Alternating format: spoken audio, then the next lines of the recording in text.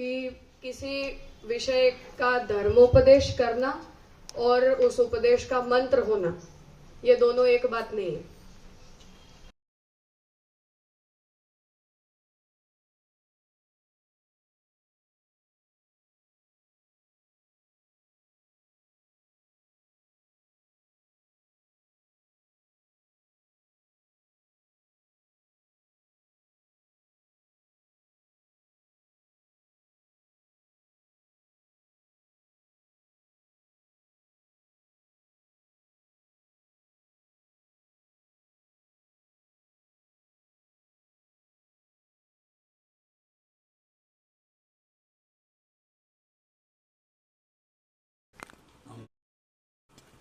संभળાય છે ને?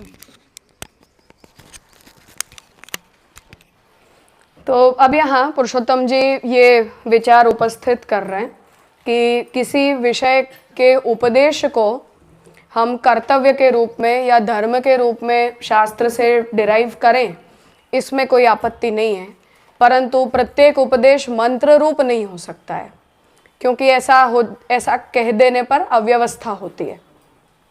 और अव्यवस्था जैसा हमने देखा कि अब उद्धव जी को इन श्लोकों में भगवान ने आत्मनिवेदन का ही उपदेश दिया है। हम ब्रह्मसवन मंत्र में जो बात कहते हैं वो अर्थानुसंधान की दृष्टि से इन दोनों में कोई फर्क नहीं।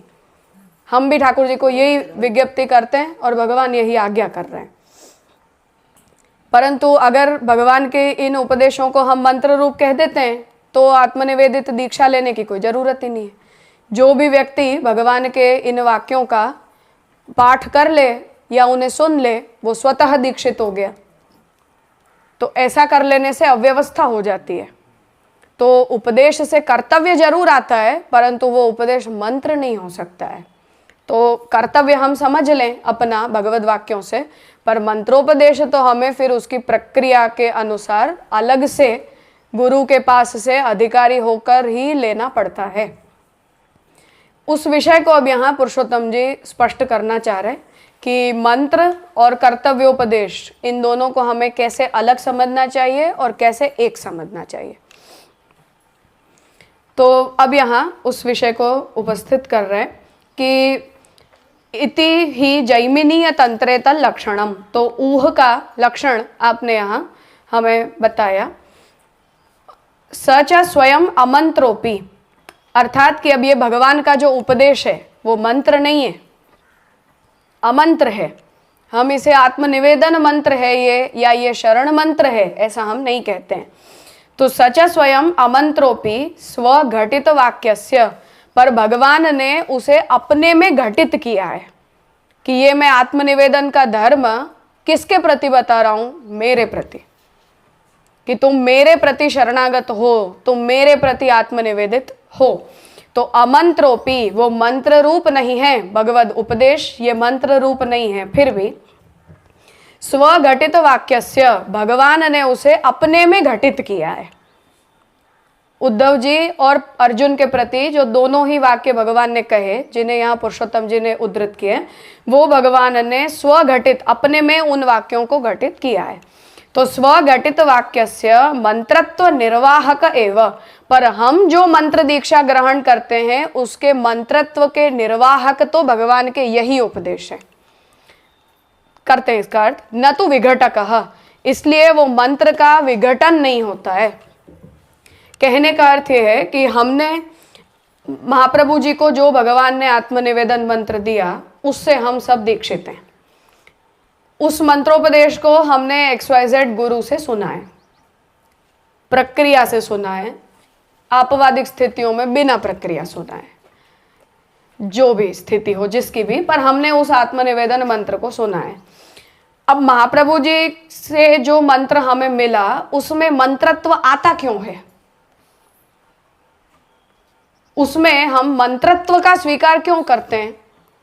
एक तो इसलिए क्योंकि साक्षात भगवान ने महाप्रभु जी को कहा है, या तो शास्त्र से वो मंत्र रूप में हमें मिलता हो। दो ही स्थितियों में किसी भी मंत्र को हम मंत्र कहते हैं, अन्यथा हम उसे मंत्र नहीं कहते हैं। या तो वो साक्षात भगवद वाक्य के रूप में हमें मिला हो, और या शास्त्र में उस मंत्र का ऋषि या भगवान या कोई भक्त ने उपदेश किया हो। जैसे नारद जी ने ध्रुव जी के प्रति उपदेश किया ओम नमो भगवते वासुदेवाय, इस मंत्र का तुम जप करो। अब ये नारद जी भगवत भक्त होने के कारण उनके मुख से भागवत द्वारा शास्त्र मंत्र हमें प्राप्त होता है। तो किसी भी मंत्र की मंत्र रूपता दो प्रकार से बनती है, परंतु उस मंत्र में मंत्रत्व तो भगवत आज्ञा के कारण आता है। हमने आत्मनिवेदन के मंत्र को धर्म रूप क्यों माना? भगवान ने महाप्रभु जी से कहा, एक ये इंसिडेंट के कारण, और दूसरा कि इसे भगवान ने कर्तव्य के रूप में कहा है। जो भी उसका अर्थ है, उस मंत्र का जो भी तात्पर्य अर्थ है, उसे भगवान ने भक्तों के लिए धर्म रूप कहा है। अब वो धर्म रूप कहाँ कहा है? उपदेश में कहा है। फर्क आ रहा है समझ में? जैसे हम आत्मनिवेदन मंत्र के आधार पर इतना दमखम क्यों रखते हैं कि इससे तो भगवान मिलेंगे ही मिलेंगे? क्योंकि उसका जो तात्पर्य है वो शास्त्र में बहुत सारी जगह बताया गया है। और जब महाप्रभु जी हमें ये कर्तव्य बताएंगे तो महाप्रभु जी कहेंगे कि भागवत में आत्मनिवेदन धर्म बताया है, गीता जी में आत्मनिवेदन का धर्म बताया है, वेद में भी आत्मनिवेदन को धर्म बताया है, इसलिए तुम्हें आत्मनिवेदी होना चाहिए। अब ये मंत्र के अंदर जो अनुसरणीयता प्रकट होती है वो तो भगवत उपदेशों के आधार पर होती है, जो भगवत उपदेश मंत्र नहीं होते हैं। फर्क आ रहा है समझ में? जैसे हम उद्धव जी के प्रति जो भगवान ने ये 3 श्लोक कहे हैं, इन्हें ही आत्मनिवेदन मंत्र के अर्थ के रूप में स्वीकारते हैं कि आत्मनिवेदी होता है, उसका क्या कर्तव्य होता है कि हमें प्रत्येक धर्म भगवत समर्पित करके करना चाहिए। अब ये मंत्र नहीं है, भगवत उपदेश मंत्र नहीं है, परंतु हमारे मंत्र को बल तो इन्हीं भगवत उपदेशों से मिलता है। ये बात पुरुषोत्तम जी समझाना चाह रहे हैं कि ये अमंत्र रूप होने के बावजूद भी मंत्रत्व के निर्वाहक उपदेश है। इनमें इन मंत्रों के धर्मों के निर्वाह करने की योग्यता है। इसीलिए भगवत उपदेश जो है वो मंत्र रूप नहीं होने के बावजूद भी मंत्रत्व के निर्वाहक माने जाते हैं। इसलिए उन उपदेश वाक्यों के आधार पर हम मंत्र दीक्षा को ग्रहण करने के धर्म को ग्रहित करते हैं कि अब क्योंकि भगवान ने जीवों को आत्मनिवेदित होने के लिए कहा है, इसलिए हमें आत्मनिवेदन दीक्षा लेनी चाहिए। क्योंकि भगवान ने जीवों को अपने प्रति आश्रित होने की आज्ञा दी है, इसलिए हमें शरण मंत्र दीक्षा लेनी चाहिए। हम जब उपदेश को डिराइव करते हैं या मंत्र में मंत्रत्व लाते हैं तो भगवत उपदेशों के बल पर लाते हैं। ये बात यहां पुरुषोत्तम जी बताना चाह रहे हैं। फिर से देखो, सच स्वयं अमंत्रोपी, भगवान के जो ये उपदेश हैं जो उद्धव जी के प्रति दिए गए हैं और अर्जुन के प्रति दिए गए हैं, ये दोनों ही अमंत्रोपी, मंत्र नहीं है। हम इनका जप नहीं करते हैं, हम भगवान के इन वाक्यों का जप नहीं करते हैं। तो अमंत्रात्मक होने पर भी स्वघटित वाक्यस्य, भगवान ने इन वाक्यों में उपदेश के रूप में आत्मनिवेदन को अपने में घटित किया है, शरणागति के धर्म को अपने में घटित किया है। इसलिए मंत्रत्व निर्वाहक एवं, इसलिए ये जो धर्म, ये जो उपदेश वाक्य हैं वो हमारे आत्मनिवेदन के मंत्रत्व के निर्वाहक उपदेश वाक्य हैं, न तो विघटक। तो इन उपदेश मंत्रों का उपयोग कोई व्यक्ति आत्मनिवेदन के धर्म का विघटन करने के लिए नहीं कर सकता है। ये जितने भी वाक्य हैं वो हमारे आत्मनिवेदन मंत्र के सपोर्टिव वाक्य हैं। विपरीत होना, उन्हें अलग कर देना। विघटन का मतलब होता है तोड़ देना या उसको अप्रमाणित सिद्ध करना, ब्रेक करना, ये विघटन का अर्थ होता है। तो ये बात यहाँ पुरुषोत्तम जी समझाना चाह रहे हैं कि इन वाक्यों से हम शरण धर्म को ग्रहित करते हैं।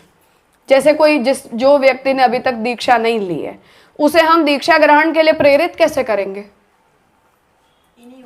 इन्हीं उपदेशों से करेंगे कि भगवान की आज्ञा है कि जीव को भगवान के प्रति शरणागत होना चाहिए, या भगवान ने भागवत जी में ये आज्ञा दी है कि जीवों को भगवान के प्रति सर्वस्व का समर्पण करना चाहिए।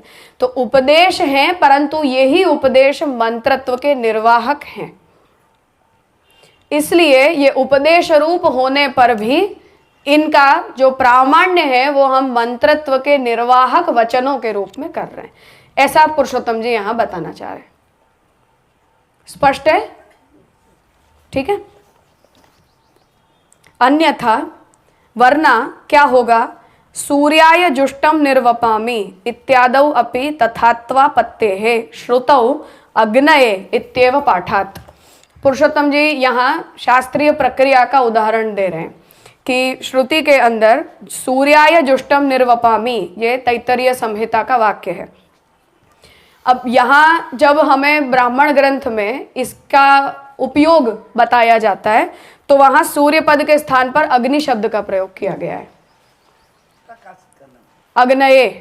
अब वहां सूर्याय जुष्टम निर्वपामि का मतलब यह है कि मैं ये जो हविष्य का होम कर रहा हूं वो सूर्य के प्रति कर रहा हूं, ये इस मंत्र का तात्पर्य है। जब इसका उपयोग शास्त्र में बताया गया है तो उसके उपयोग में सूर्य पद का उपयोग नहीं करके अग्नि पद का प्रयोग किया गया है, अर्थात कि अग्नि के अंदर इस पदार्थ का होम करके सूर्य तक इस पदार्थ को पहुंचाओ। तो एक विधि वाक्य होता है और एक मंत्र होता है। तो सूर्याय जुष्टम वपामि ये मंत्र है और विधि वाक्य ये कहता है कि अग्नि के अंदर इस पदार्थ का होम करो और उसे सूर्य तक पहुंचाओ। अब यहां सूर्याय जुष्टम वपामि ये शुद्ध मंत्र है, तो विधि वाक्य के अंदर अग्नि पद का प्रयोग कैसे हो गया? क्योंकि वो मंत्र नहीं है, वो विधि वाक्य है। उस प्रकार से जिन वाक्यों को यहां उद्धृत किया गया है, भगवत वाक्यों को, वो मंत्र नहीं है पर वो विधि वाक्य है, ये कहना चाह रहे हैं। लाया गया है। हाँ, तो अगर उन विधि वाक्यों को हम मंत्रत्व के निर्वाहक हैं ऐसा अगर हम नहीं कहते हैं तो यहां भी नहीं कह सकते हैं, यहां भी यही आपत्ति है, ऐसा पुरुषोत्तम जी समझाना चाह रहे हैं। उद्देश्य है बस वहाँ। फिर से प्रॉब्लम समझो। आपत्ति इस स्थिति में क्या आती है कि विधि वाक्य क्या है कि मानो ठाकुर जी आज्ञा कर रहे हैं कि तुम्हें सब धर्मों का त्याग करके और मेरे प्रति शरणागत होना चाहिए, या उद्धव जी को भगवान आज्ञा कर रहे हैं कि शास्त्र में विधि निषेध परक जितने भी वाक्य हैं उन सबको उत्सृज्य, उन सबको छोड़ के और मेरे प्रति सभी कर्मों का समर्पण करो। ये विधि वाक्य हो गया। उसी को, इसी उपदेश को हमने मंत्र रूप कैसे बनाया कि मैं जीव आपसे इतने सहस्त्र परिवत्सरों से अलग हो गया हूं, इसलिए अब मेरा जो कुछ भी संघात है वो सब कुछ मैं आपके प्रति समर्पित करता हूं, मैं आपका दास हूं और आप मेरे स्वामी हो। ये हमारा मंत्र हो गया। तो उपदेशक धर्म बता रहे हैं और हम मंत्र के रूप में अपना धर्म कन्वे कर रहे हैं। तो भगवद वाक्य विधि वाक्य है, वो मंत्र नहीं है। और हम जब विज्ञप्ति कर रहे हैं भगवान को तो वो हमारे लिए मंत्र है, वो विधि वाक्य नहीं है। अब इस स्थिति के अंदर हमने विधि वाक्य का निर्वाह ही तो विज्ञप्ति में किया है ना, विघटन तो नहीं किया है भगवद वाक्य का। या दूसरी तरफ से हम जो भी विज्ञप्ति कर रहे हैं वो भगवान की आज्ञा के पालन के रूप में ही तो कर रहे हैं। कोई तीसरी बात तो हम ब्रह्म संवहन मंत्र के अंदर नहीं बोल रहे हैं। तो अगर हम नहीं बोल रहे हैं तो भगवद उपदेश ये हमारे मंत्र धर्म का निर्वाहक हुआ कि नहीं हुआ? हुआ। इसलिए इस स्थिति में हमारा जो मंत्रोपदेश है वो लेजिटिमेट है, ये पुरुषोत्तम जी सिद्ध करना चाहते हैं। सपोर्टिव डॉक्यूमेंट्स जैसा है। हाँ हाँ, क्योंकि देखो फिर से इसमें समस्या इसलिए होती है क्योंकि ये टेक्निकल चीजें हैं। हर वस्तु को, हर वाक्य को हम मंत्र नहीं बोल सकते, कहीं भी किसी भी शब्द को डालकर हम उसे मंत्र बना नहीं सकते हैं। ऐसा जब हम करते हैं तो प्रमाण और अप्रमाण में निर्णय नहीं होता है कि कोई कभी कुछ भी बना सकता है। जिस किसी को भी, जैसे हमारे पुराणों के अंदर ऑल्टरेशन होते हैं, वो कैसे हो जाते हैं? कोई भी व्यक्ति को संस्कृत आता है या अनुष्टुप छंद बनाना आता है तो कोई मंत्र बना कर और डाल दो, क्या फर्क पड़ेगा? कुछ समय के बाद किसी को कुछ पता नहीं चलता है। जैसे अपने ब्रजभाषा साहित्य के अंदर ये ऑल्टरेशन हो गया। अब किसी कोई इतना संस्कृत पठित नहीं होगा वो करने वाला कि उसने षोडश ग्रंथ में कुछ खेल कर दिया, पर ब्रजभाषा आ रही थी तो हमने 84 वैष्णव की वार्ताओं में वो सब खेल कर दिए। लोकल लैंग्वेज है ना, अब कर दिए, अब वो सब छप छपा कर प्रमाणित हो गई। अब हमें ये नहीं पता है कि मूल पाठ क्या है और मूल पाठ क्या नहीं है। तो अगर आप उपदेश को मंत्र बनाते हो या मंत्र को उपदेश बना देते हो या शास्त्र के प्रत्येक वाक्य को आप विधि वाक्य बना देते हो, तो ये प्रामाण्य अप्रामाण्य और व्यवस्था का निर्धारण होगा कैसे? हर वस्तु मंत्र है फिर तो वो तो जगन्नाथ जी की आज्ञा के हिसाब से फिर है कि ठाकुर जी का नाम ही मंत्र है, तो न तो दीक्षा की आवश्यकता है, तो कोई दीक्षित भी नहीं और कोई अदीक्षित ही नहीं है, सब सर्व समान हो गए। तो ये सब आपत्ति जब हम एक व्यवस्था चलाते हैं तब होती है। जैसे कार्ड एंट्री होती है, फिंगरप्रिंट एंट्री होती है, ये सब ऑथोराइजेशन इसलिए करना पड़ता है ताकि अव्यवस्था ना हो जाए। हर व्यक्ति आएगा, हर व्यक्ति चला जाएगा, तो हम व्यवस्था कैसे संभालेंगे? उस प्रकार से शास्त्र के प्रत्येक उपदेश को कोई अचानक से रैंडम उपदेश निकाल कर ये कह दे कि अब ये कल से तुम्हारे लिए मंत्र है और ये हमारा नया संप्रदाय आज से, ऐसा हम नहीं कर सकते हैं। या जैसे गोपाल मंत्र के लिए हमने सुबह देखा कि कोई व्यक्ति कहे तंत्र में लिखा है ना सकाम अनुष्ठान क्यों नहीं कर सकते, मंत्र है, शास्त्र से प्राप्त है व्यवस्था, पर नहीं कर सकते। तो इन चीजों में ये व्यवस्था मेंटेन करना जरूरी है। जैसे शास्त्र के अंदर भी हम अणुभाष्य में देख रहे हैं कि महाप्रभु जी कितना आग्रह रख रहे हैं कि प्रकरण संगति से अर्थ निकालो। ऐसा क्यों करना पड़ता है? क्योंकि आपने अचानक से भाग त्याग लक्षणा को इनिशिएट करके और तत्वमसी को महावाक्य बना के जीव और ब्रह्म को एक बना दिया। अब उसका विप्लव कितना बड़ा है कि ब्रह्म ब्रह्म नहीं रहा, जीव जीव नहीं रहा, अंशांशी संबंध नहीं बचे, सृष्टि बनाना नहीं बनाना एक हो गया, सब कुछ मिथ्या हो गया, भक्ति मिथ्या हो गई, कर्म मिथ्या हो गए। विप्लव है ये। तो अब स आत्मा तत्वमसि श्वेत केतु ऐतदात्म्यम इदम सर्वम, स आत्मा तत्वमसि श्वेत केतु, ये पूरा उपदेश है। तो श्रुति क्या उपदेश दे रही है कि ये सब कुछ आत्मा बना है, परब्रह्म ही इस सभी रूपों में बने। और हे श्वेत केतु, तू भी क्योंकि ये सृष्टि रूप है इसलिए तू भी ब्रह्म है। अब हमने आगे का पार्ट हटा कर केवल इतना कह दिया कि तत्वमसि श्वेत केतु, कि वो तू है। और इसका अर्थ क्या है? जीव ब्रह्मणो हो ऐक्यम, जीवो ब्रह्मैव न अपरः, ये आपका सिद्धांत बन गया। अब ये सिद्धांत आपने बना दिया तब तक कोई प्रॉब्लम नहीं है, पर उसका परिणाम कितना बड़ा आता है, कितने मार्गों की हानि होती है, कितने शास्त्रोपदेश खत्म हो जाते हैं, कितने मार्ग अप्रमाण सिद्ध हो जाते हैं। तो महाप्रभु जी ये कहते हैं कि भाई प्रकरण तो देखो क्या चल रहा है, जीव प्रकरण है कि ब्रह्म प्रकरण है? तो तत्वमसि श्वेत केतु ये जीव परक हुआ कि ब्रह्म परक हुआ? तो हम ब्रह्म की सर्वव्यापकता बताने के लिए तत्वमसि श्वेत केतु कह रहे हैं, जीव को ब्रह्म बताने के लिए तत्वमसि श्वेत केतु कह नहीं रहे, क्योंकि ये पूरा श्वेत केतु उपाख्यान का प्रकरण ब्रह्म प्रकरण है, जीव प्रकरण ही नहीं है। तो जीव ऑब्जेक्ट नहीं है, वहां ब्रह्म ऑब्जेक्ट है। पर हम प्रकरण संगति को छोड़कर अचानक से स आत्मा तत्वमसि श्वेत केतु को दीक्षा मंत्र बनाकर महावाक्य बना देंगे तो कितनी आपत्ति होती है। ऐसे कोई भी रैंडम व्यक्ति किसी भी उपदेश को निकालकर उसे महावाक्य बोलकर उसे मंत्र बना देगा तो विप्लव होता है।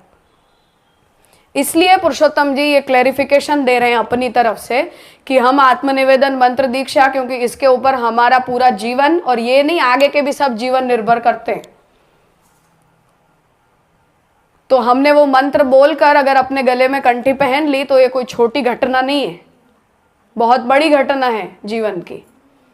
इसलिए पुरुषोत्तम जी इस बात को स्पष्ट कर रहे हैं कि ये भगवद उपदेश और मंत्रत्व का निर्वाह, इन दोनों को हमें मैच करना चाहिए। आया नहीं, इसमें पंच लाइन क्या है? मंत्र और उपदेश या उपदेश जो विधि बता रही है, इसमें पंच लाइन क्या है? हम लोगों को तो ये लगता है कि हम जीवों को तो ये लगता है कि वह संस्कृत है और संस्कृत वाक्य होने से कोई मंत्र ही होगा। तो पंच लाइन इसकी क्या है कि भाई हम लोग देखते हैं कि उपदेश पे उपदेशार्थ भी आ रहा है, मंत्र भी आ रहा है, तो इसको किस तरह से ब्रॉडली इसका पंच लाइन क्या है, किस तरह समझे ये मंत्र है या ये उपदेश है, विधि? वो मंत्र मंत्र की तरह दिया जाना चाहिए और मंत्र की तरह लिया जाना चाहिए। तो श्रोता वक्ता के अधिकार का निर्णय होता है, आगे की साधन फल व्यवस्था का निर्धारण होता है, प्रमाण प्रमेय का निर्धारण होता है और उसके आधार पर पूरे मार्ग की व्यवस्था बनाकर फिर उसे दीक्षा मंत्र के रूप में ऑथोराइज किया जाता है। या साक्षात भगवत प्रेरणा से आगे माँ पुरुषोत्तम जी इस विषय को लेंगे कि आचार्य के कहने मात्र से वो मंत्र कैसे हो गया। आज तो मैं कह दूं कि मुझे स्वप्नादेश हो गया, तो ऐसे बाबा घूमते ही है ना, अपने देश में कोई कमी नहीं लोगों की। मुझे सपन में मिल गया और मैंने हिमालय में साधना करके मुझे ये मिल गया, मुझे इसने उस कुछ कह दिया, समाधि में मुझे ये मिल गया, वो मिल गया। तो प्रमाण क्या है इन चीजों का? महाप्रभु जी के प्रति हम श्रद्धा युक्त हैं, इसलिए हम मानते हैं कि साक्षात भगवत उपदेश हुआ है महाप्रभु जी को। पर पूछने को तो पूछ सकते हैं, किसी ने जाके देखा था? दामोदर दास जी को भी समझ में तो आया नहीं कि क्या बात हुई थी। एकमात्र विटनेस हैं इस पूरी घटना के, तो भी उन्होंने ये कहा कि मैंने कुछ कुछ सुना पर कुछ समझ में नहीं आया। तो वो जंगल में मोर नाचा किसने देखा? ऐसी स्थिति है ये। तो मंत्रत्व के निर्वाहक धर्म हमें बताने पड़ते हैं। तो ये तो फिर गुरु हमें बताए तभी पता लगा। इसीलिए मैं कह रही हूँ कि महाप्रभु जी क्यों अथॉरिटी है ये बताने में। आज मैं कहूं कि मुझे कल रात ठाकुर जी ने स्वप्न में ये कहा, तो या नया मंत्र पुष्टि मार्ग में आज से, तो कि आत्मनिवेदन को तो 550 साल हो गए, हमें भगवान ने नया मंत्र दे दिया, नए मंत्र से दीक्षित करेंगे। जमाना बदल गया। तो अथॉरिटी जो आ रही है वो गुरु से है। हाँ, आचार्य से आती है, और वो आचार्य उसे ऑथोराइज करने के लिए भगवद उपदेश का को निर्वाहक धर्म के रूप में लाते हैं। इसीलिए आत्मनिवेदन मंत्र के ऊपर जो भी टीकाएं पुरुषोत्तम जी की, हरिराय जी वगैरह की हमें प्राप्त होती है, वहाँ उन सबों ने इस विषय में मेहनत की है कि ये जो पूरा मंत्र है वो इस प्रक्रिया से हमें मिलता है। तो कोई व्यक्ति मंत्र के ऊपर प्रश्न उठा सकता है पर भगवद उपदेश पर प्रश्न नहीं उठा सकता है। महाप्रभु जी को मंत्र मिला, इस बारे में कोई व्यक्ति प्रश्न उठा सकता है, परंतु ठाकुर जी भी वही आज्ञा दे रहे हैं, तो भागवत आज्ञा के ऊपर कोई प्रश्न नहीं उठा सकता है। तो हम ये कहेंगे कि भगवान ने आत्मनिवेदन का धर्म बताया है, तुम ये मंत्र नहीं तो कोई और तरह से आत्मनिवेदन कर लो। तो हम मंत्र में जितनी भी बातें बता रहे हैं, पहले शब्द से अंतिम शब्द तक, इसमें से कोई भी शब्द अगर आपत्तिजनक है तो करें बात हम उस पर, कि कोई भी ऐसा शब्द हो जिसको हम शास्त्रोपदेश से प्रमाणित नहीं कर सकते, ऐसा अगर कोई भी शब्द है, ऐसी अगर कोई भी प्रक्रिया है, तो उस पर चर्चा हो सकती है। पर अगर प्रमाणित हो जाता है तो मंत्र उपदेश परक होने के कारण दूषित नहीं होता है। वही पुरुषोत्तम जी यहाँ बताना चाह रहे हैं। कोई भी मंत्र हो उसको प्रमाणित करना पड़ता है, उसके हमें विधि वाक्य चाहिए, उसके हमें उपदेश वाक्य चाहिए, अन्यथा वो मंत्र को में हम मंत्रत्व नहीं स्थापित कर सकते। तो यहाँ मंत्र आप 2 ही गिनोगे। हाँ बस। तो ये नारद जी ने जो बताया ओम नमः भगवते वासुदेवाय, तो वो हम नहीं गिनेंगे? नहीं गिनेंगे। उसका रीजन क्या? उसका हमें एक तो अनावश्यक है एक बात, क्योंकि अगर वही हमारे मंत्रों से गतार्थ है तो हमें एडिशनल मंत्र की आवश्यकता नहीं है। जैसे गोपाल मंत्र की परंपरा भी अपने अनिवार्य नहीं रखी गई, कुछ परिवारों ने उसको चलाया, कुछ लोगों ने छोड़ भी दिया। तो ब्रह्मसवन मंत्र भगवद आज्ञा से मिल गया तो आवश्यक नहीं है, अर्थ तो दोनों का एक ही होता है, तो हमने मिला भी दिया दोनों मंत्रों को। तो ऐसे अनावश्यक है एक बात। और दूसरा कि हमें साक्षात मंत्रोपदेश अगर हो ही रहा है तो परोक्ष मंत्रोपदेश की क्या आवश्यकता है? 2 कारण है। मंत्रों की गोपनीयता भी तो होगी, वो भी एक स्वरूप तो उसका एक। कुछ मंत्र जो बीज मंत्र होते हैं वो गुप्त रखे जाते हैं, कुछ मंत्र जैसे श्री कृष्ण शरणम मम मंत्र है पर उसे हमने गुप्त नहीं रखा है, सब जानते हैं ये मंत्र। तो कुछ मंत्रों का ऐसा स्वरूप होता है। शास्त्र मंत्र भी दोनों तरह के होते हैं, जैसे गायत्री गुप्त है, बीज है, उसको उद्घाटित नहीं किया जाता है। कुछ मंत्र ऐसे होते हैं जिनका हम इस प्रकार से उच्चारण कर सकते हैं। जैसे अभी ताज जी ने बताया, जैसे हरिराय जी ने शरण मंत्र और ब्रह्मसवन मंत्र दोनों के भावार्थ के स्तोत्र भी लिखे हैं और कीर्तन भी लिखे हैं व्रजभाषा में। तो अब हम मंत्र का निषेध है पर उस कीर्तन का निषेध नहीं है, या हरिराय जी के उस स्तोत्र का निषेध नहीं है। ऐसे उसके कुछ रूपांतरण जो है वो दिए जाते हैं। रूपांतरण के रूप में तो ठीक है, लेकिन वो ऐसे प्रकट रूप में कहीं मुझे यानी ऐसा ध्यान है कि इससे नहीं होता होगा ना। महाप्रभु जी का हस्तलिखित प्राप्त होता है, वो मंत्र संरक्षण की भावना से महाप्रभु जी ने लिखा होगा उसे। जूनागढ़ में सेवा में विराजता है महाप्रभु जी के स्वहस्ताक्षर में ब्रह्मसवन मंत्र तो है, ऐसा नहीं है, पर वो किसी उसी प्रयोजन से, जैसे पुरुषोत्तम जी ने भी आत्मनिवेदन मंत्र के ऊपर टीका लिखते समय क्षमा याचना पूर्वक लिखा है कि मैं जानता हूँ कि ये नहीं करना चाहिए, परंतु भविष्य में इसका कोई दुरुपयोग न हो जाए, इसलिए मंत्र सुरक्षा के लिए मैं टीका लिख रहा हूँ। और हम जानते हैं कि लाइबल केस के पीरियड में वो ब्रह्मसवन मंत्र ही इसका मूल प्रयोजक बना था पूरे कबाड़े का। तो पुरुषोत्तम जी ने ऐसी क्षमा याचना उपक्रम में करके और टीका लिखी है कि मैं जानता हूँ कि मंत्र का उद्घाटन नहीं ही कर सकते हैं, परंतु भविष्य में ऐसा कुछ इलेजिटिमेट न हो जाए, इसलिए मंत्र सुरक्षा की भावना से मैं टीका लिख रहा हूँ। महाप्रभु जी मुझे क्षमा करें, ऐसा पुरुषोत्तम जी का लिखित वचन है कि मैं क्षमा याचना पूर्वक कर रहा हूँ। तो ऐसे कुछ कुछ विशेष प्रयोजन होते हैं।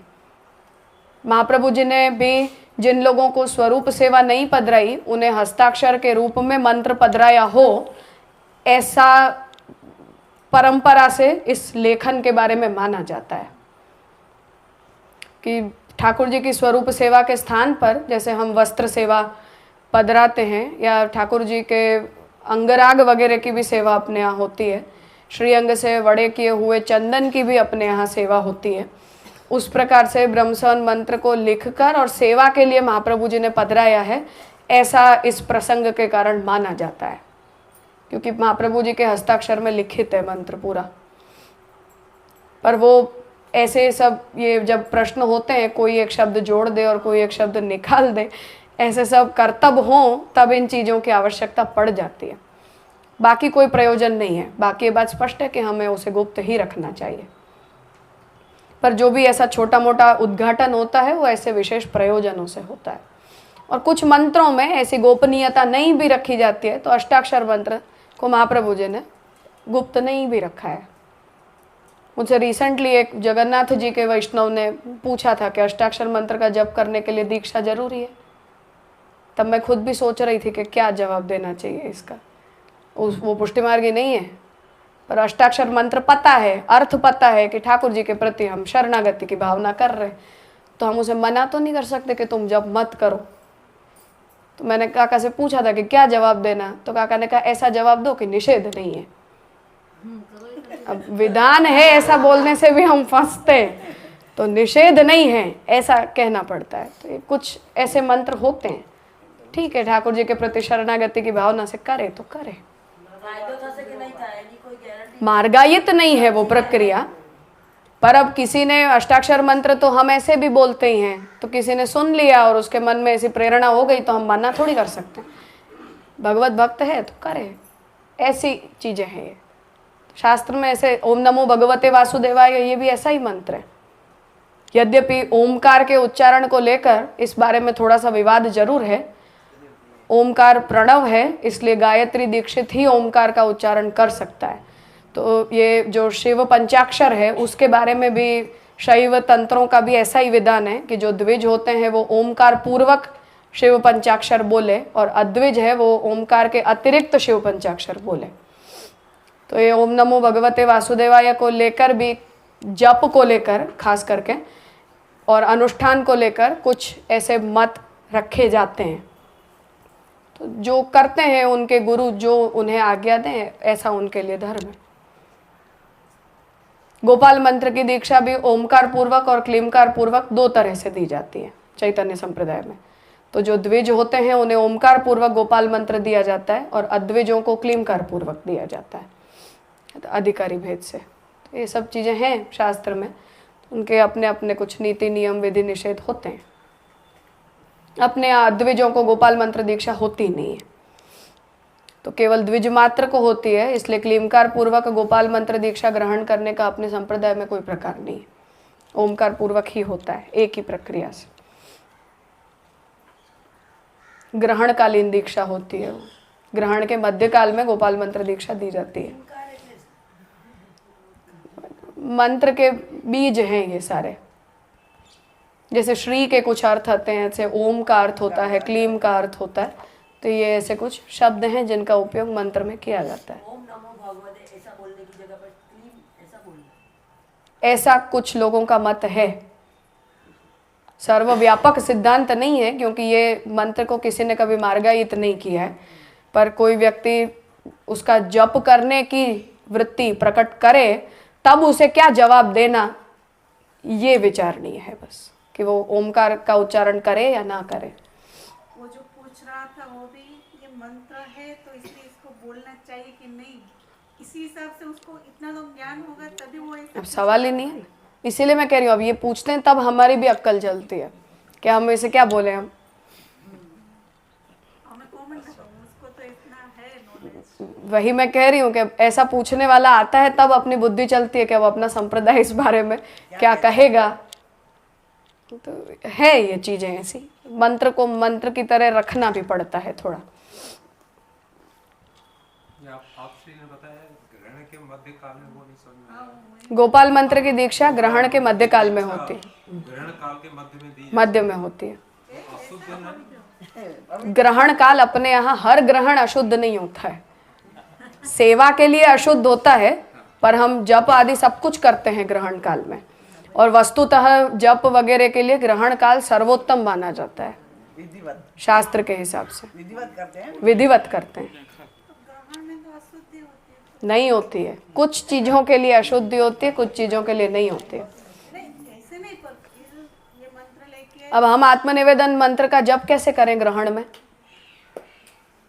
करते हैं, वो तो करते हैं। किसने नहीं कहा नहीं करते हैं, डेफिनेटली करते हैं। पर इसमें ये दीक्षा वाली बात तो बहुत बड़ी है। हाँ, हर ग्रहण अशुद्ध नहीं होता है, ग्रहण के बहुत प्रकार होते हैं, तो प्रत्येक ग्रहण का काल हर वस्तु के लिए अशुद्ध नहीं माना जाता है। यद्यपि भगवत स्पर्श के लिए तो हर ग्रहण अशुद्ध होता है, परंतु होम भी होते हैं, जप भी होते हैं, स्नान भी होता है, सब कुछ होता है। हाँ, जिन्हें जलाशय प्राप्त होते हैं उनके लिए ग्रहण के प्रारंभ में, ग्रहण के मध्य में और ग्रहण के अंत में 3 समय स्नान का विधान है। सारे दिन पड़े रहो भगवान सारे गया છે ને એ ગ્રહણ और पूरा समय अगर आप में सामर्थ्य है तो कटी तक के जल में खड़े होकर जप करने का भी विधान है पूरे ग्रहण काल में। हर ग्रहण हर चीज के लिए अशुद्ध नहीं होता है। बेट द्वारका में ठाकुर जी के वहां विष्णु याग होता है ग्रहण काल में। ठाकुर जी का मंदिर बंद रहता है पर ठाकुर जी के चौक में विष्णु याग होता है पूरा।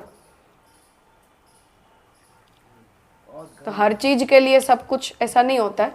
अपने संप्रदाय में गोपाल मंत्र की जो दीक्षा है वो ग्रहण काल में होती है, जो ओमकार पूर्वक दी जाती है वो ग्रहण काल में ही होती है, मध्य काल में। बिल्कुल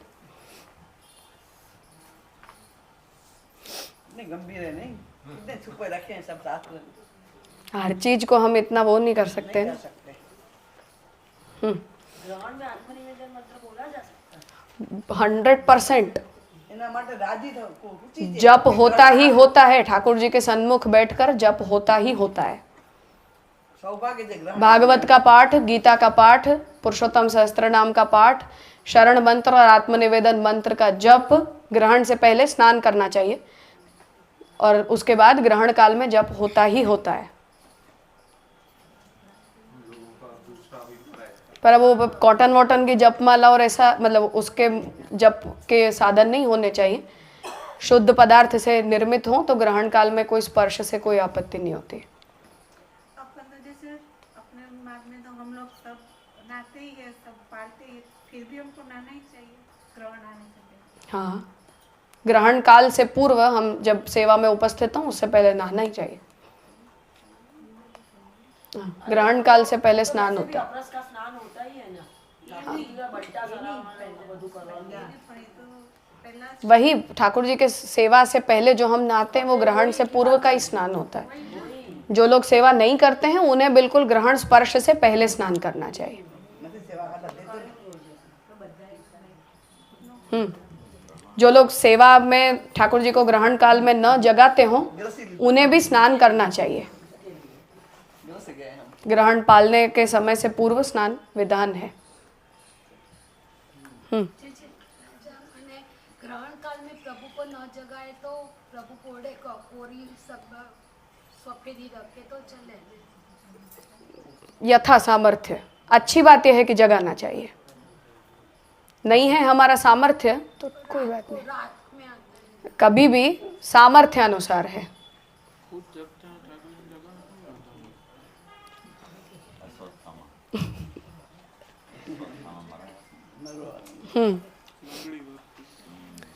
तो अब पुरुषोत्तम जी ने ये यहाँ उदाहरण दिया कि विधिवाक्य और मंत्र वाक्य में शब्द भेद यहाँ भी देखा गया है, परंतु उपदेश वाक्य होते हैं वो मंत्र वाक्य के निर्वाहक होते हैं।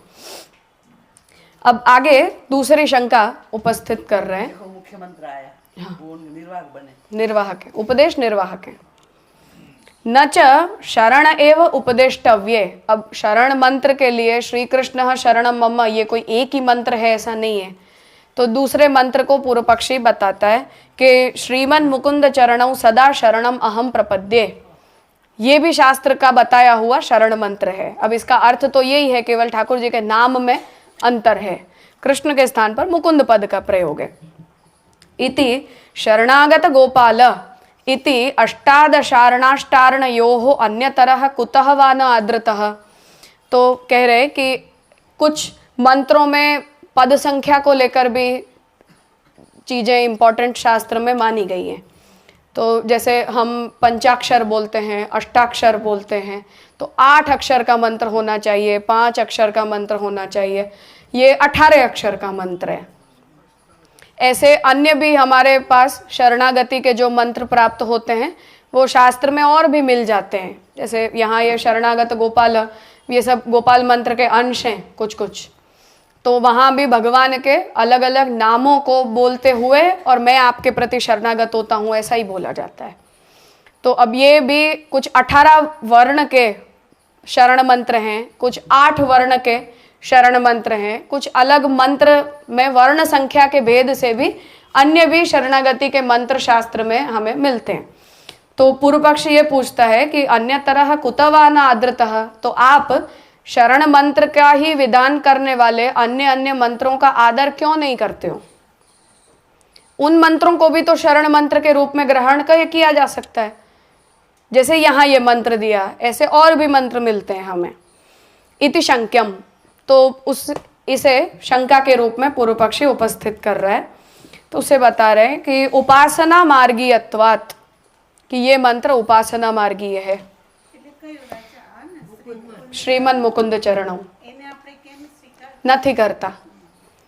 ऐसे उदाहरण के रूप में शरणागत गोपाल, ये जो पद है ये गोपाल मंत्र का अंश है। ये 2 सिवाय बाकी का सब भी गिन सकते। और भी कुछ 8 वर्ण के हैं, जैसे हमारा अष्टाक्षर मंत्र ये 8 अक्षर का शरण मंत्र है। ऐसे 18 अक्षर के भी शरण मंत्र हैं, 6 अक्षर के भी शरण मंत्र हैं। गोपाल मंत्र 18 वर्ण का है, 18 अक्षरों का शरण मंत्र है वो। तो उसे पूछा जा रहा है कि इति अष्टादशारणाष्टारणयोः, या 18 वर्ण के या 8 वर्ण के, इनमें से किसी का भी आप शरण मंत्र होने के बावजूद भी आदर क्यों नहीं करते हो? शरण मंत्र ही हैं, अर्थ तो यही निकलता है, कुछ अलग अर्थ नहीं है। इति शंक्यम। तो कह रहे हैं कि उपासना मार्गीयत्वात्। हमारा जवाब यह है कि ये उपासना मार्गीय मंत्र हैं।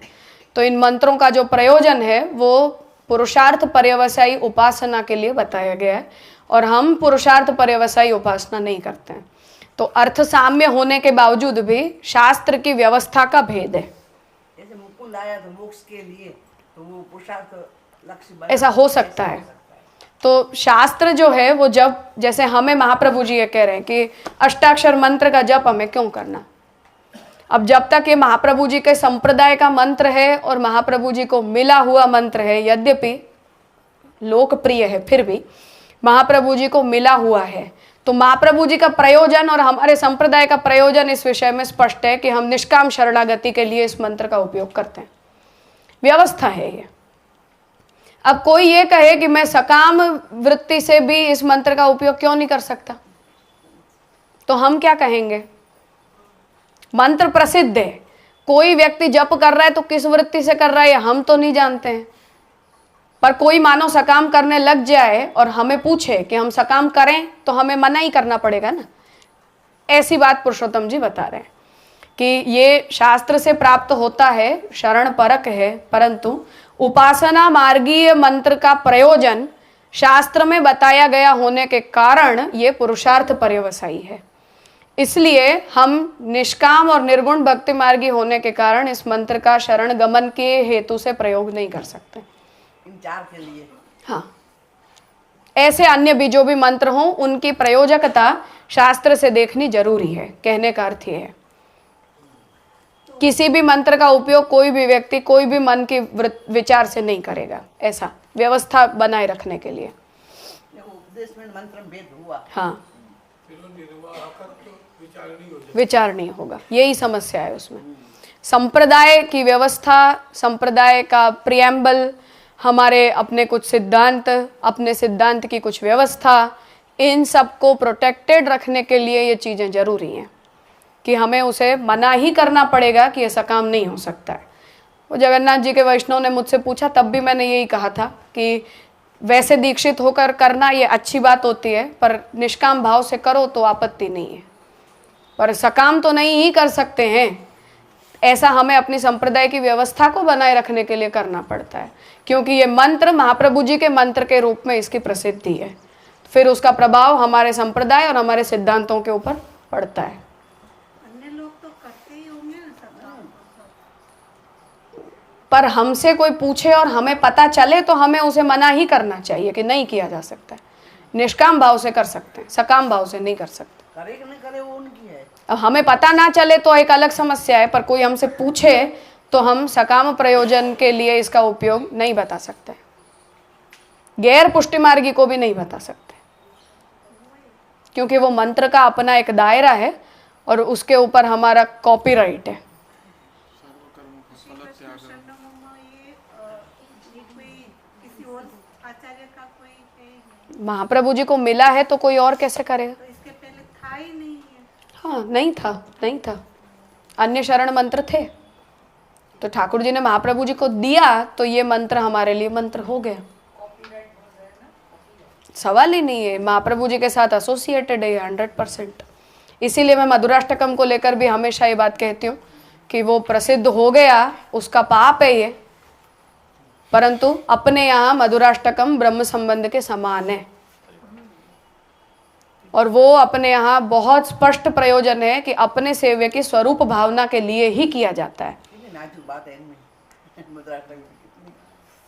और उसका जो प्रयोग है वो हम या ठाकुर जी के सन्मुख करें या आत्मनिवेदन मंत्र का जैसे हम जप करते हैं जिस अवस्था में, उस प्रकार से अपने घर में विराजते सेव्य की स्वरूप भावना के लिए करें।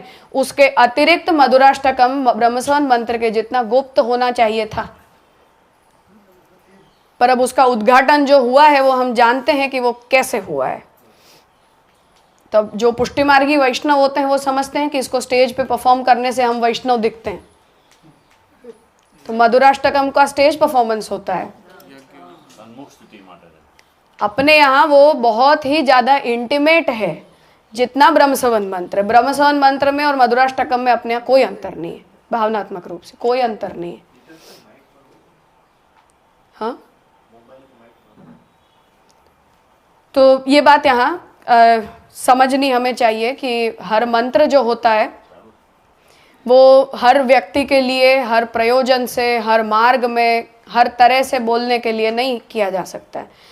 तो उसके अपने अपने कुछ विधि नियम हैं जो संप्रदाय और शास्त्र खुद से बताते हैं। इसलिए पुरुषोत्तम जी इस विषय का निषेध कर रहे हैं कि उपासना मार्गीय होने के कारण, शरण ग्रहण परक होने के बावजूद भी हम इसका उपयोग निर्गुण पुष्टि भक्ति में नहीं कर सकते हैं।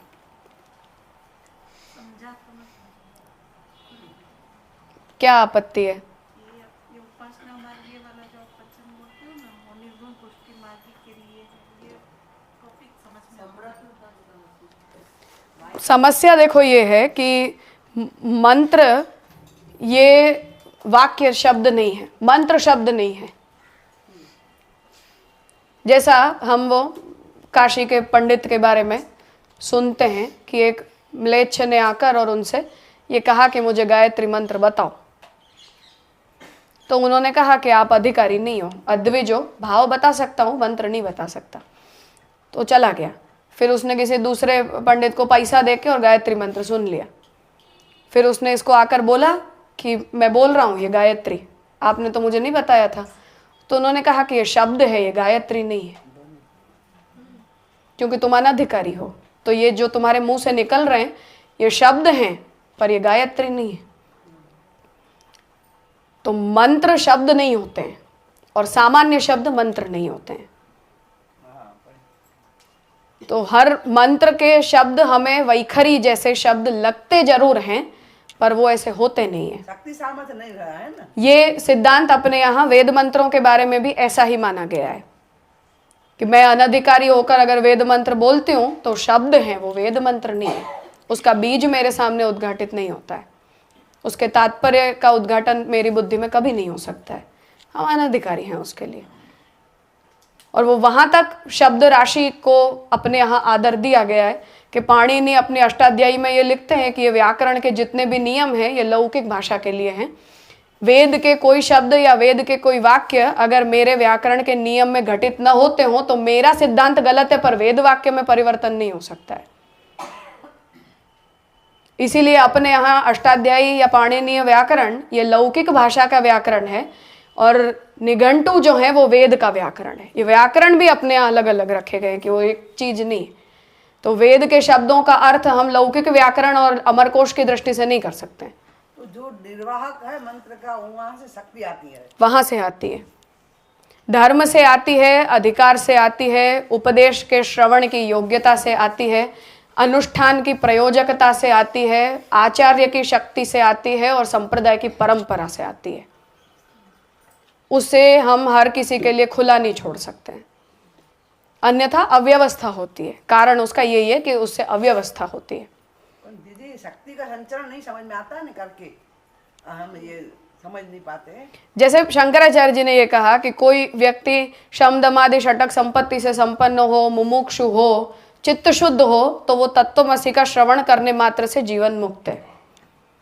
या गिरधर जी के चरित्र में हम देखते हैं कि वो जिस किसी को ब्रह्मसबन देते थे तत्काल वैकुंठ व्यास हो जाता था। गोसाई जी के चरित्र में आता है कि एक वैष्णव को उन्होंने ब्रह्मसबन के लिए बुलाया, नहा के आया, उन्होंने कहा दोबारा स्नान करो, दोबारा गया, फिर आया, गोसाई जी ने कहा एक और बार करके आओ, शुद्ध नहीं हुए तुम अभी तक। 3 बार नहा के आया, फिर गोसाई जी ने ब्रह्मसबन दिया। योग्यता है कुछ उनको दिखाई दी, कुछ शारीरिक होती है, कुछ प्रयोजन की शुद्धि से होती है, कुछ मानसिक योग्यता होती है, कुछ परंपरागत योग्यता होती है। ये सब कुछ उसके कॉम्प्लीमेंट्री होते हैं, तब वो मंत्र मंत्र रहता है। इसलिए हम ऐसा समझें कि ब्रह्मसवन मंत्र लिखा हुआ मिल गया तो वो काशी के पंडित वाला ही हम जवाब देंगे कि ये शब्द है या मंत्र नहीं है। मैं गायत्री बोल दूं तो वो शब्द है, वो गायत्री नहीं है। फलात्मक नहीं होगा ऐसा नहीं, उसका वो मुंह से निकले हुए कुछ अक्षर हैं, केवल अक्षरों का संयोजन मात्र है, मंत्र नहीं है। तो ये फलात्मक नहीं होगा वो भाई ना, तो वो बस तुम साधन के लिए योग्य नहीं हो, तुम फल के लिए तुम योग्य नहीं हो, तुम उसके अर्थ सिद्धि के लिए तुम योग्य नहीं हो, तो क्या फायदा हुआ? शब्द बोल देने से तुम्हें क्या मिला? वो गुरु नहीं दे रहे हैं, इसलिए सब हाँ बिल्कुल, साधना चरण नहीं है, उसके बाद प्रयोजन की ही स्पष्टता नहीं है कि हम ये क्यों ले रहे हैं। तो ये सब चीजें जब तक नहीं है तब तक वो शब्द हो सकते हैं, वो मंत्र नहीं हो सकते। इसीलिए पुरुषोत्तम जी कह रहे हैं कि वो उपासना मार्गीय है, किसी को भी किसी मंत्र का दुरुपयोग नहीं करना चाहिए। हमें उपासना मार्गियों का नहीं करना चाहिए, उन्हें हमारा नहीं करना चाहिए। अपने अपने अधिकार के मार्गों को चुनो ना। तो ये जो मंत्र बोला कि श्री मुकुंद चरणों वाला, वो उपासना मार्गीय है।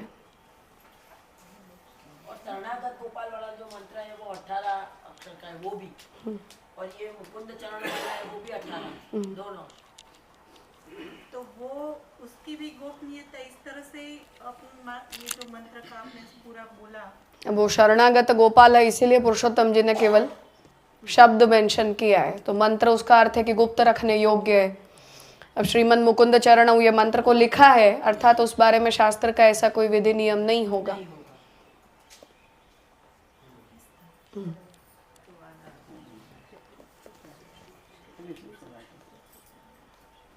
अब आगे देखो पुरुषोत्तम जी कितना इस बारे में लड़ रहे हैं, कहने का मतलब ये है।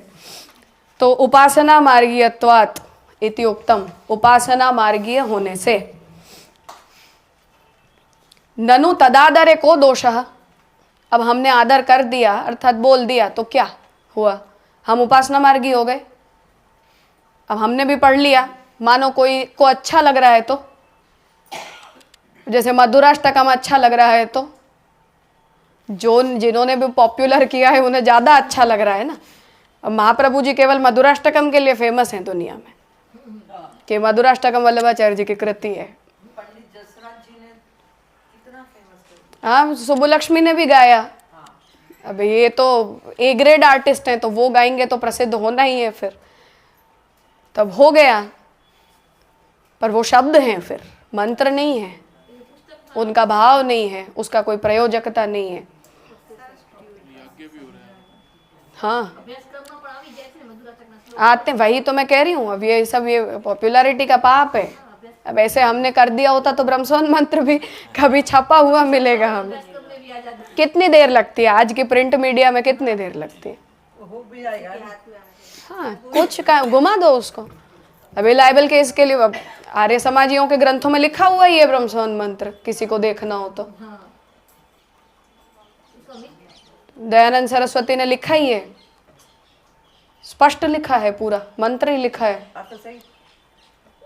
अनर्थ सहित, पर शुद्ध मंत्र लिखा है। कहने का मतलब ये, तो जो भी व्यक्ति उस टेक्स्ट को पढ़ेगा उसे पता ही है आत्मनिवेदन मंत्र क्या है। तो वो बता रहे हैं कि ननु तदादरे को दोषः, क्या समस्या है इसका आदर करने में। तो कह रहे हैं कि अत्र उक्तस्य फलस्य अभाव एव, कि उसके इस मंत्र में बताए गए अर्थ का अभाव ही है। हम चाहते ही नहीं है मोक्ष, तो हम उपासना मार्गीय मंत्र का क्यों अनुष्ठान करें, क्यों उसका जप करें। ऐसे ही कोई व्यक्ति निष्काम भाव से कृष्ण को चाहता ही नहीं है तो वो अष्टाक्षर मंत्र का जप क्यों करे। तो वो फल बता रहे। अतएव जैन दयायाः अनादरोपि युज्यते, कारण बता रहे हैं कि इसीलिए जैन भी अहिंसा बताते हैं, दया बताते हैं, दान बताते हैं, पर इन सबों का जैन करते हैं इसलिए अनादर बताया गया है अपने यहाँ। तो धर्म में आपत्ति नहीं है, पर वो नास्तिक होकर करते हैं, इसलिए कोई यदि ये कहे कि अहिंसा वाले हैं इसलिए तो अच्छे हैं, तो नास्तिक अगर अहिंसा भी करता है तब भी वो नरक गति को प्राप्त करेगा। नास्तिक अगर तुम पूरा जीवन दान करोगे तब भी तुम नरक गति को ही प्राप्त करोगे। उसे अब आगे बता रहे हैं कि धर्मों के सामंजस्य से हम व्यवस्था नहीं बदल सकते हैं।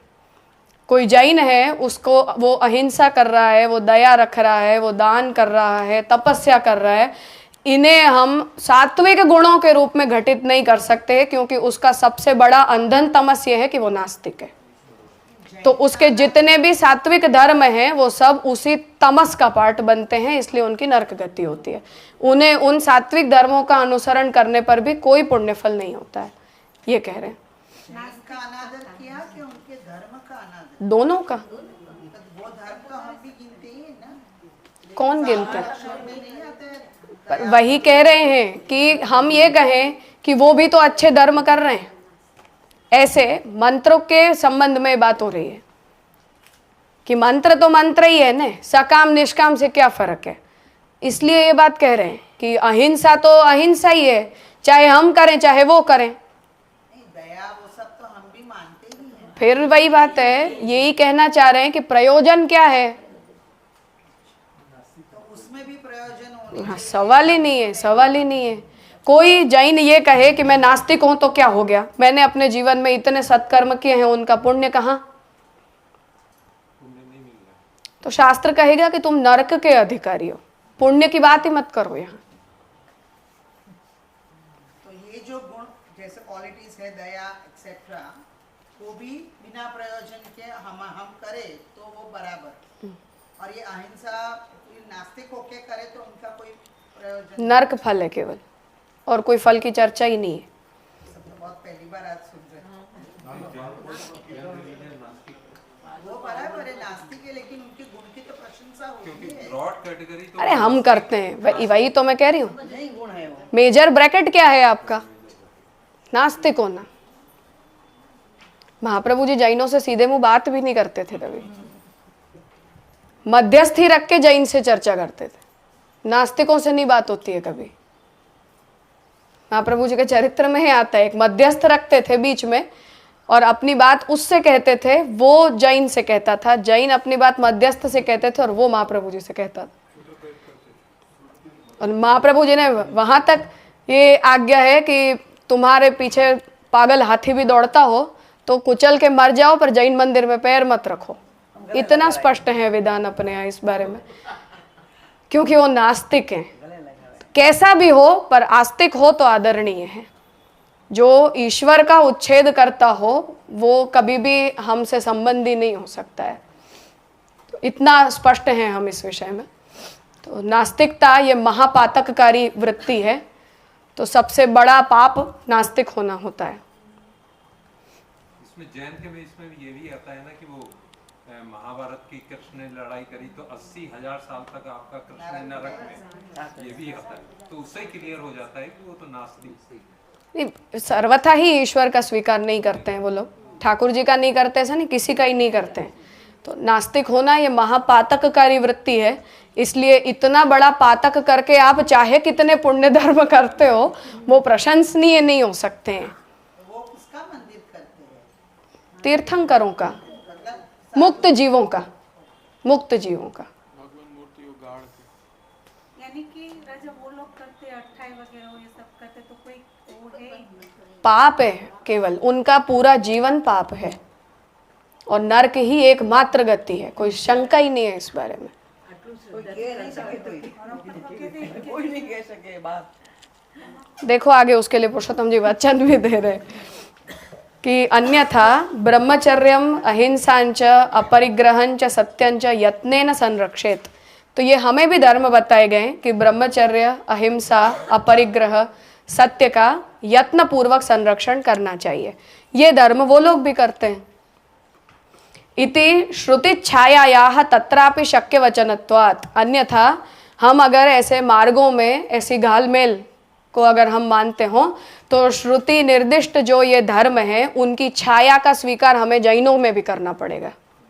अगर आप भक्ति और उपासना को एक करने की बात करते हो या मंत्रोपयोग को एक करने की बात करते हो तो ये उतना विपरीत धर्म है कि जैसे श्रुति के धर्मों की छाया हम जैनों में मानते हो, तो वो हमारे लिए उतना त्याज्य धर्म है, छाया भी नहीं है वो। तो तस्यापि उपादेयत्वापत्ति ही, और उतनी छाया होने के कारण फिर हमें उपादेयता भी उसकी माननी पड़ेगी कि ठीक है बाकी कुछ नहीं किया पर इतना तो किया, तो इतने का पुण्य मानना पड़ेगा। श्रुति की छाया मानने मात्र से भी हमें उनके द्वारा किए गए संरक्षित इन धर्मों के फल की उपादेयता का स्वीकार करना पड़ेगा। इसलिए वो वहां श्रुति की छाया भी नहीं है, ऐसे गंध मात्रोपी गोसाई जी आज्ञा करते हैं कि उपासना की हमारे संप्रदाय में गंध मात्र भी नहीं है। यहाँ इतना लेश मात्र भी सकामता, 0.01% भी सकामता या उपासना हमारी भक्ति में नहीं है। इसलिए वो भक्ति हंस को हम इतना नीरक्षीर विवेक के जैसे डिवाइड करते हैं कि ये उपासना है और ये शुद्ध पुष्टि भक्ति है, वो कभी भी मर्ज नहीं हो सकती है। इसलिए कोई मंत्रों के प्रयोग के प्रयोजन से भी उन्हें हम मिला नहीं सकते, चाहे वो कृष्ण मंत्र क्यों ना हो। ये कहना बहुत कठिन है ना राजा। पर हमें देखना चाहिए कि हमारे आचार्य कितने स्पष्ट हैं इन विषयों में, निर्भीक हैं। पुरुषोत्तम जी भी हजारों वादियों के सामने बैठते थे ये सब चर्चा करने के लिए, परंतु उन्होंने कभी ऐसी 19-20 बातें करके और अपनी चीज़ों को बटर पॉलिश करने का प्रयास नहीं किया है। अतएव माधवाचार्य स्मृतिपादे उक्तम। तो जैमिनीय न्यायमाला का यहाँ उदाहरण ले रहे हैं कि इसीलिए माधवाचार्य जी ने स्मृतिपाद में ये बात कही है, शाक्योक्ता हिंसनम धर्मो नवा धर्म श्रुतत्वतो न धर्मो न हि पूतम स्याद गोक्षीरम श्वद्रतौ धृतम इति। तो शाक्यों के द्वारा मतलब कि जो लोग यज्ञार्थ हिंसा करते हैं वो नहीं, पर उसके अतिरिक्त जो बलि आदि के धर्म करते हैं, उनमें बताए गए जो हिंसा के धर्म हैं वो नवा धर्म, वो धर्म नहीं है। तो यज्ञार्थ हिंसा हिंसा नहीं है, और यज्ञातिरिक्त की गई हिंसा को हम धर्म नहीं कह सकते हैं। तो श्रुतत्व तो न धर्मो, सुना गया है, अर्थात कि हिंसा यज्ञार्थ सुनी गई होने के बावजूद भी यज्ञ के अतिरिक्त की जाती हो तो वो धर्म नहीं कहलाया जा सकता है। पूतम स्यात् गोक्षीरम श्वद्रतौ धृतम, जैसे जो गाय का दूध होता है उसे जब हम अपने शरीर में धारण करते हैं तो वो गाय के धारण किए के समान नहीं कहा जा सकता है। तो गाय का मलमूत्र भी पवित्र होता है, पर उसी को हम अपने शरीर में धारण करके हमारा मलमूत्र पवित्र नहीं हो सकता है। तो गाय का दूध जब गाय धारण करती है तो वो पवित्र कहलाती है, पर उसी दूध को जब हम अपने शरीर में धारण करते हैं तो वो पवित्र नहीं कहलाता है। इस प्रकार से जो पात्र आपने पसंद किया है उसके आधार पर धर्म जो है वो बदल जाता है। तो हम यज्ञार्थ हिंसा करते हैं तो वो धर्म है, वो हिंसा नहीं है। और यज्ञातिरिक्त अगर आप हिंसा करते हो तो बताया गया होने के बावजूद भी वो धर्म नहीं है, अधर्म है। उसी प्रकार से अहिंसा, ब्रह्मचर्य, दया, सत्य, दान, तप, ये सब धर्म है, पर जैन के द्वारा किए जाने पर धर्म नहीं है, वैदिक के द्वारा किए जाने पर पुण्य धर्म है। उसी प्रकार से उपासना के जो मंत्र हैं वो उन अधिकारियों के लिए धर्म है और हमारे लिए वो परधर्म है, हमारा धर्म नहीं है। तो उन मंत्रों का यदि हम आश्रय लेते हैं तो मार्ग से हमारा पतन होता है, हम इस मार्ग के अधिकारी नहीं रह जाते हैं। इसलिए उन मंत्रों का उपयोग तत्त अधिकारियों के लिए विहित है, उससे हमें कोई आपत्ति भी नहीं है, परंतु हम अपने मार्ग में उन मंत्रों की प्रयोजकता का स्वीकार नहीं कर सकते हैं। ये बात पुरुषोत्तम जी यहाँ बताना चाह रहे हैं। इस विषय में थोड़ा और है, थोड़ा लंबा है, कल हम उसे, एक पैराग्राफ है जहाँ आगे इस विषय की और स्पष्टता पुरुषोत्तम जी कर रहे हैं, उसे हम कल सुबह लेंगे। कुछ पूछना हो इस बारे में तो,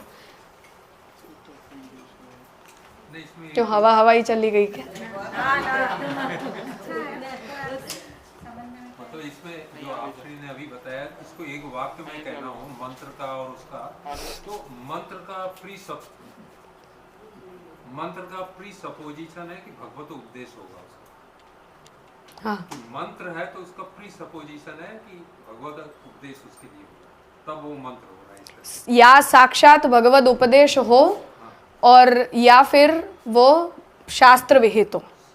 शास्त्र विहित भी मंत्र होते हैं, परोक्ष उपदेश होने पर भी वो मंत्र होते हैं, परंतु यदि उनके विधि नियम मंत्र के रूप में बताए गए हों तो उनका मंत्रोपयोग किया जा सकता है, उसका निषेध नहीं है। ये जैसे ओम नमो भगवते वासुदेवाय, ये भी शास्त्र मंत्र है, गोपाल मंत्र भी शास्त्र मंत्र है, साक्षात भगवद उपदिष्ट नहीं है, पर हम मंत्रतया उसे ग्रहण करते ही हैं, यथाधिकार है।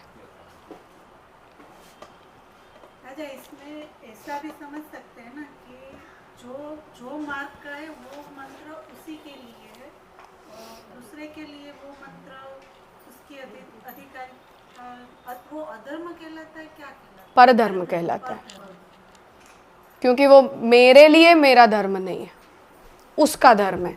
तो किसी दूसरे के धर्म को हम अपने ऊपर नहीं अप्लाई कर सकते। तो जैन लोग ये इतना करते हैं तो वो तो ये सब उनको करने में उनका धर्म दिखता है, तो उनको ये पता है, उनको किसी ने समझाया नहीं। समझा है, क्यों नहीं समझा है? हम कभी जैनों से सीधा मुंह बात नहीं करते हैं तो उन्हें पता नहीं चलता है कि क्यों नहीं करते। पर उनके लिए उनका धर्म श्रेष्ठ होगा, जैसा वो हमारे धर्म को बुरा बोलेंगे, हम उनके धर्म को बुरा बोलेंगे।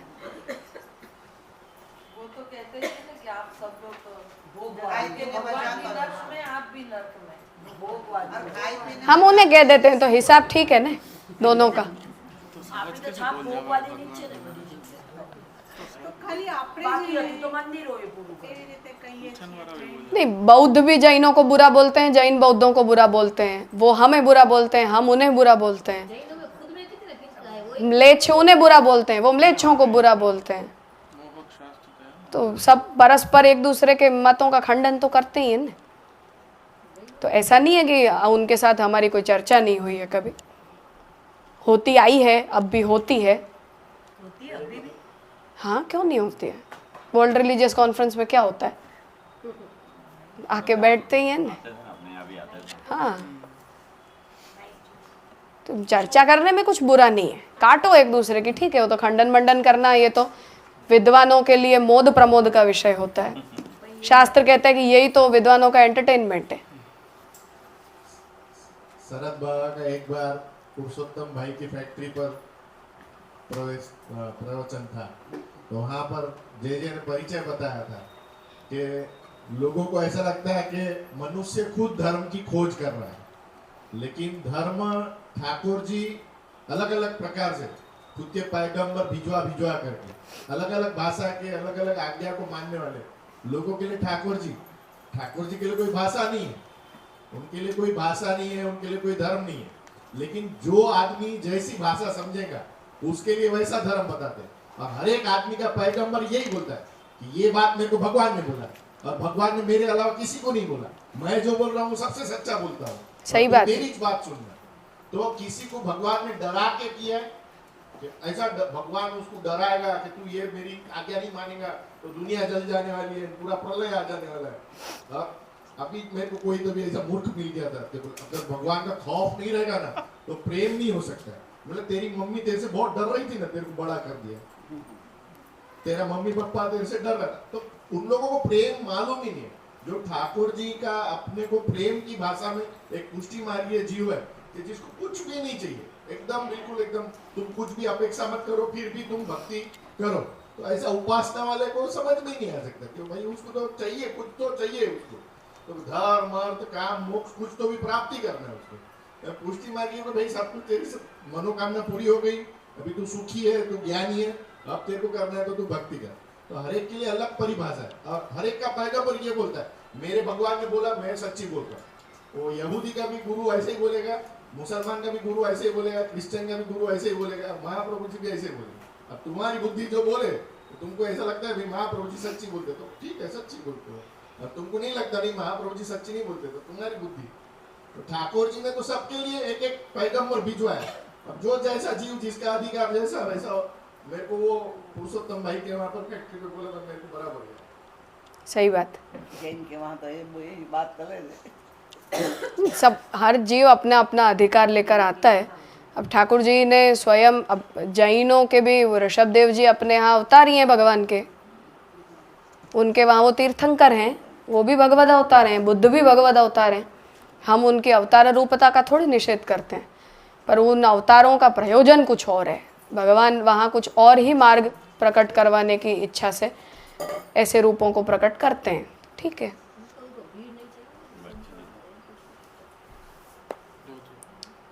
और कुछ? ठीक है, तो आगे का विषय हम कल सुबह 10 बजे अध्ययन का क्रम प्रारंभ करेंगे। दृढ़ैन चरणन केरो भरोसो, दृढ़ैन चरणन केरो, श्रीवल्लभ नख चंद्र छटा बिन, सब जग माज अंधेरो भरोसो, दृढ़ैन चरणन केरो, साधन और नहीं आकली में, सो होय निवेर, सूर कहा कहे द्विविध आंधरो, बिना मोल को चेरो भरोसो, दृढ़ैन चरणन केरो। श्री वल्लभाधीश की जय।